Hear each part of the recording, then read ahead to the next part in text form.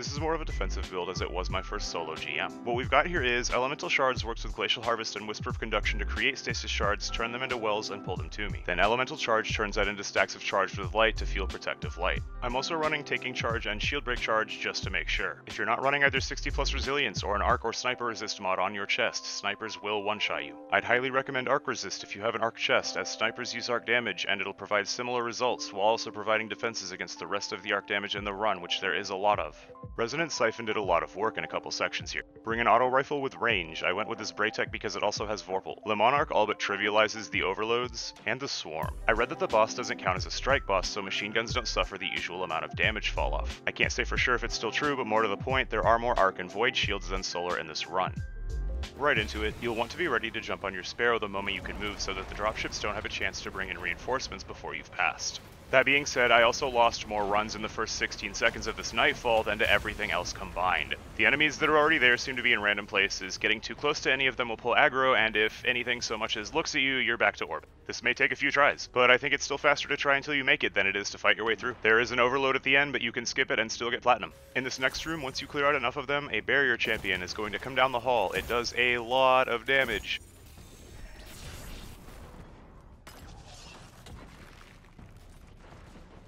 I've lost so many easy kills on barrier champions to my stasis turret not preventing the barrier that I don't trust it anymore. I was defaulting to my auto rifle until it was guaranteed.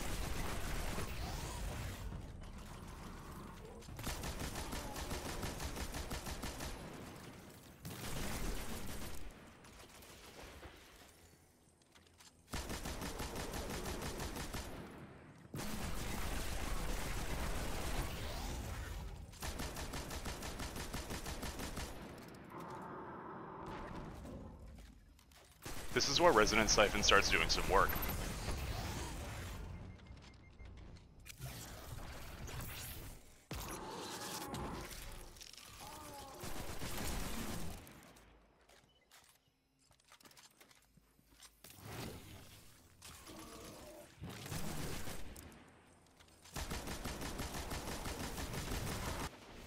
Once you're past the barrier, you're going to come across a wizard and an overload fighting. Either help the wizard kill the overload or vice versa.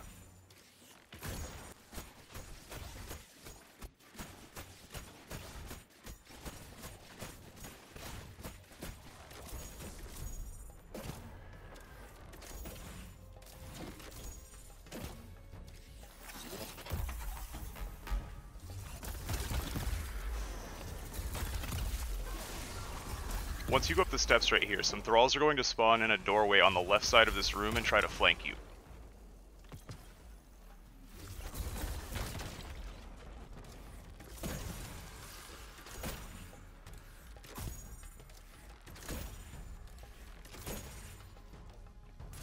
There's several ways that you can handle this encounter. This is going to be the first time I've ever said this in my history with Destiny 2, but I let the snipers live for most of this fight. The reason being you can just as easily crouch and they don't have a sightline on you, and they do so much damage to the mobs they're fighting, which includes several shields and a barrier champion.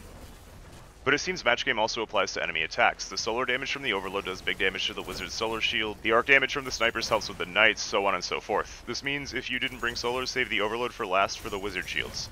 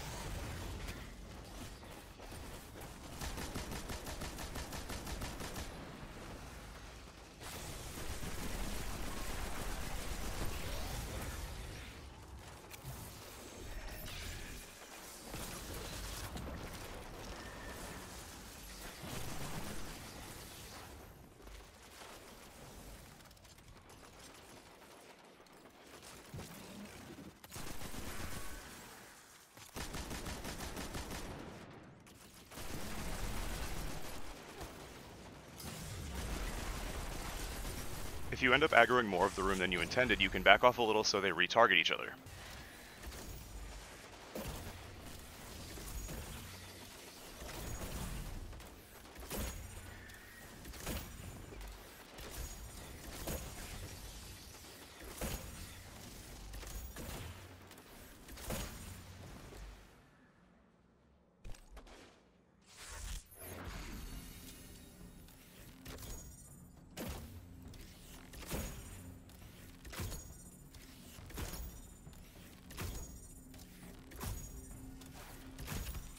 Most of the overloads in this run are free kills if you can get enough distance on them. Once you start the objective, run back to the trains. There's an area in the back they can't reach.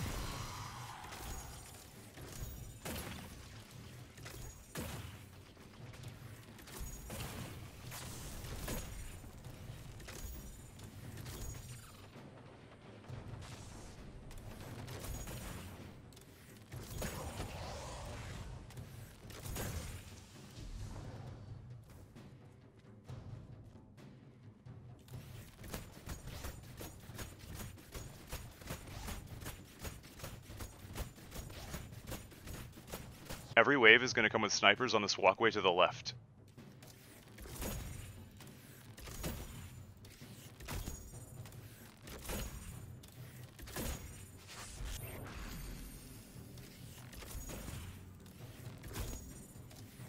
Fair warning, it is only the very back that they can't make it to. The Stag saved the shit out of me right there. That was the only play.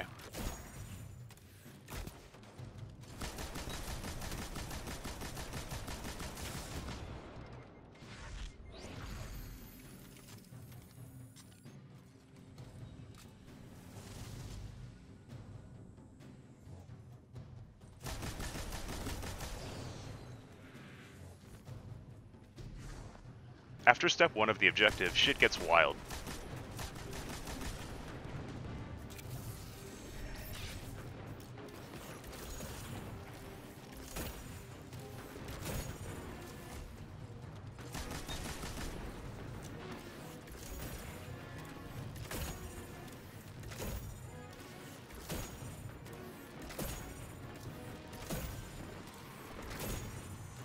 There's going to be some snipers remaining that could easily end the run if you're not careful, including one off to the left on ground level.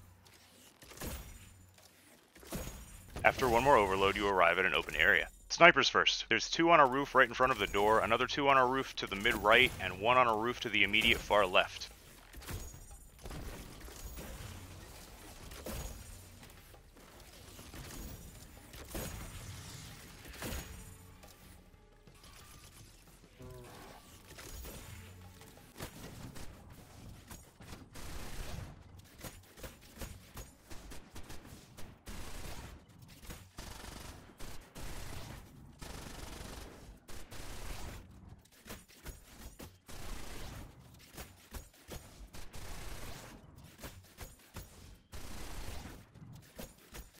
This is the mid-right roof, and don't let them fool you, there are things on top of that roof they can hide behind. Also, while it starts with 2 snipers, more mobs can jump up there. This is the roof to the far immediate left. Something to be mindful of is, there are more snipers over there in front of and or inside the building. 2 Brigs, a tank, and an army the size of the cast of Game of Thrones are going to spawn once you venture far enough in.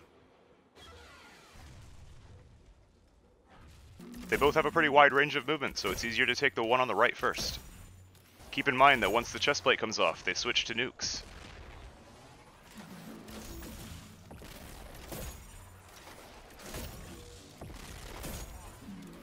For the tank, you can hit all 3 visible legs from a safe distance. The trick to hitting the back legs is to be very specific with where you're aiming your shots. When you destroy a leg, a piece of armor breaks off that sticks out at the top of each leg. You're also able to hit the weak spot from here.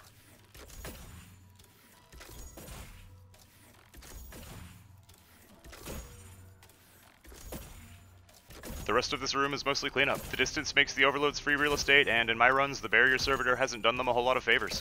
Side note, there are a few invisible enemies.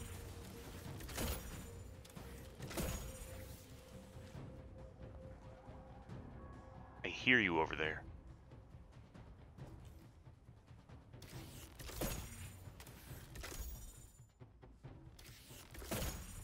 Sometimes the safest approach is to let your stasis turret freeze everything, then pop ult and shatter them.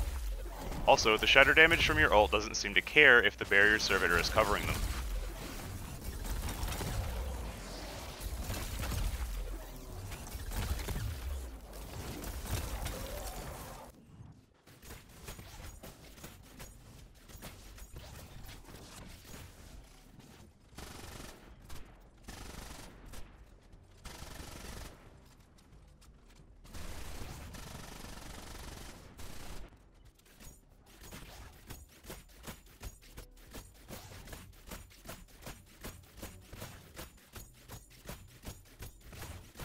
On to the boss. There are going to be enemies that need to be cleared out before you can start. It's mostly safe to hang back in this doorway for it as long as you don't get greedy.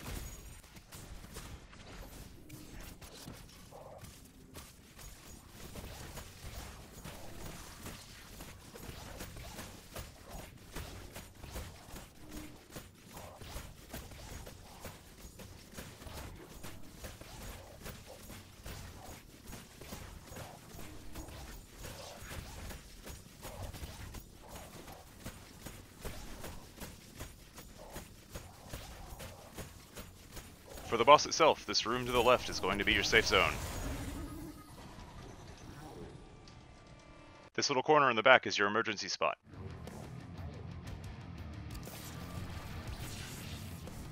There is a staircase to the lower level, but if you don't give them a reason to go down there, they won't. This hallway to the left of your entrance is going to be heavily contested throughout the fight. Be prepared for arc captains.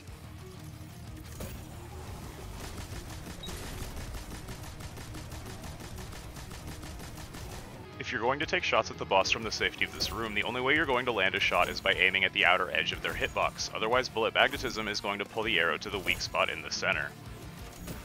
Be super cautious when you challenge the boss, it does a lot of damage.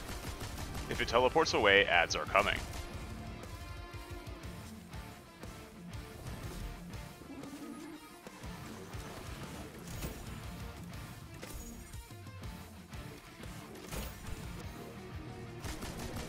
Take what opportunities you can to grab ammo, but look both ways before crossing. The boss has shield phases where the servitors surrounding it need to be taken down before you can proceed. Survival is going to be a small amount of micromanaging.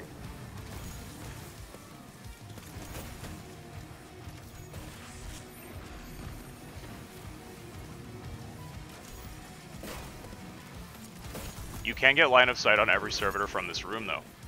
There are a couple very close spots that the boss can teleport to.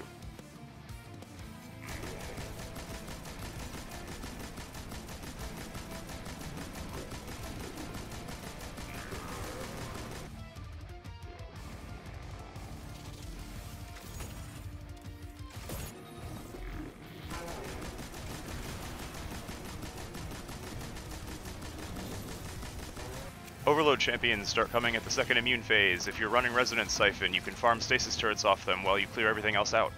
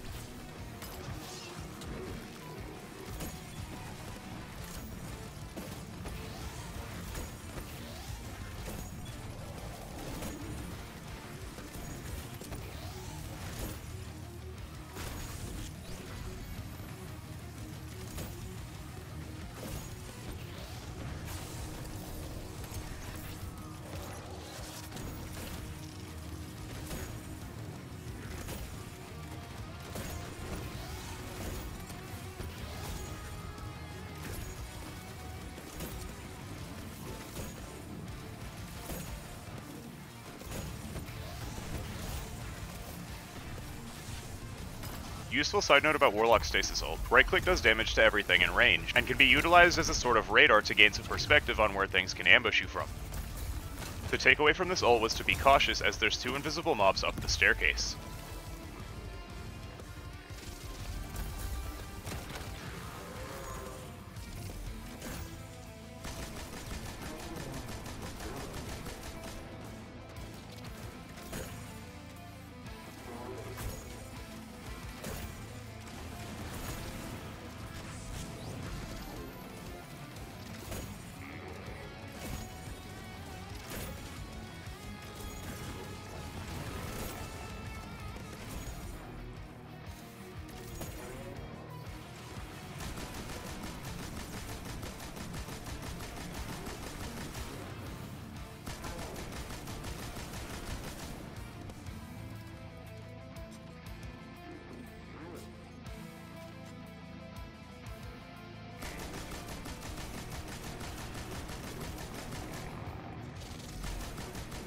I wanted to save the last of my heavy here in case of Arc Knight.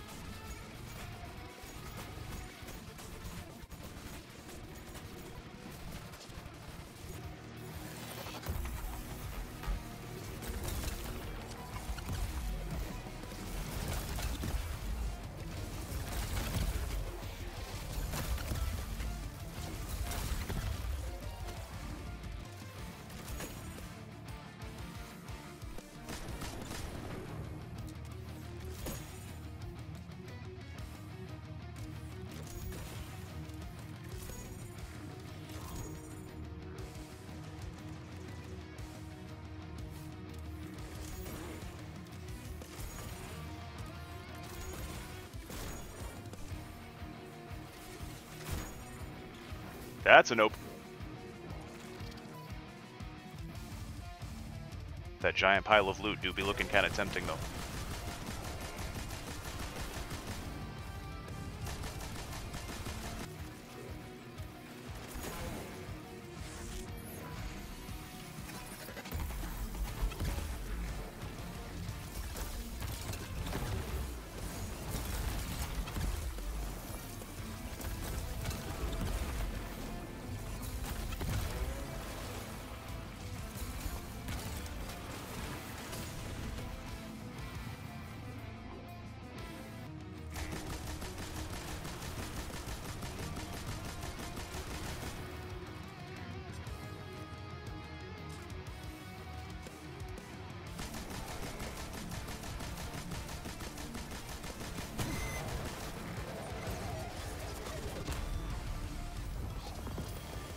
Thanks for watching, good luck in there, and subscribe for more Destiny 2 content.